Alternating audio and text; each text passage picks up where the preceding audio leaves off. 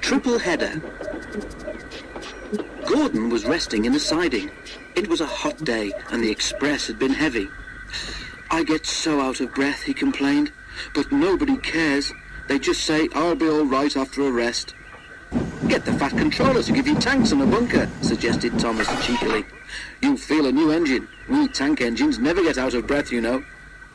Perhaps it was lucky for Thomas that poor Gordon hadn't the energy to reply.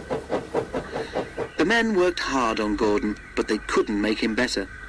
"You need new tubes, Gordon," they said. "You'll have to go to the works to have them fitted." While Gordon was being mended, Henry pulled the express.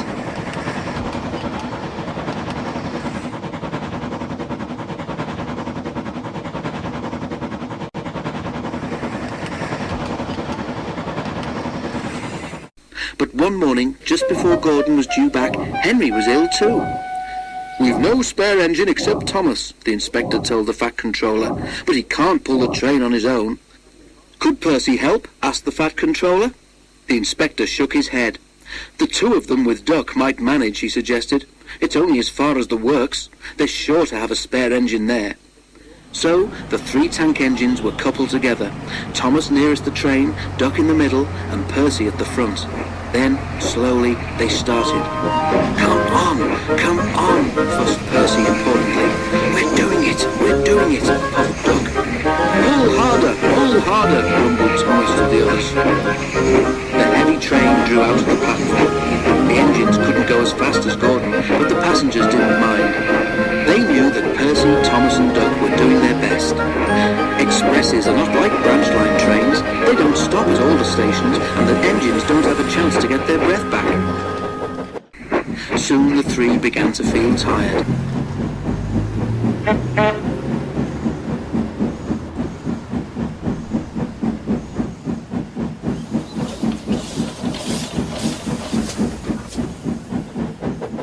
They struggled valiantly up Gordon's hill, but the strain was beginning to tell.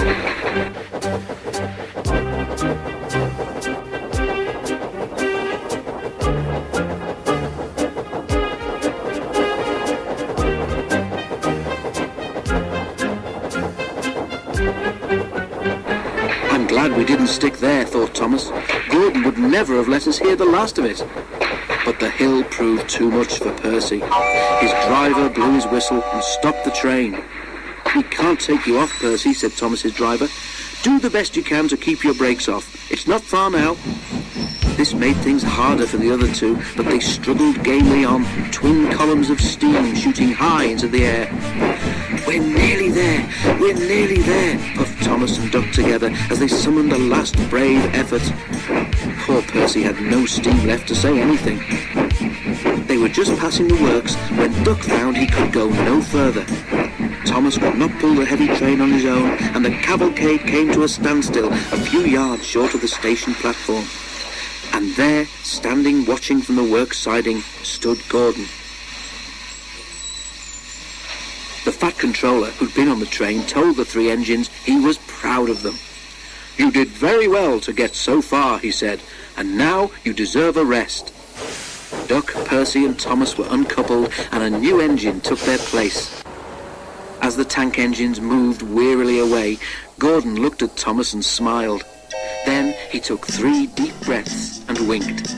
He didn't need to say anything. Thomas knew exactly what he meant.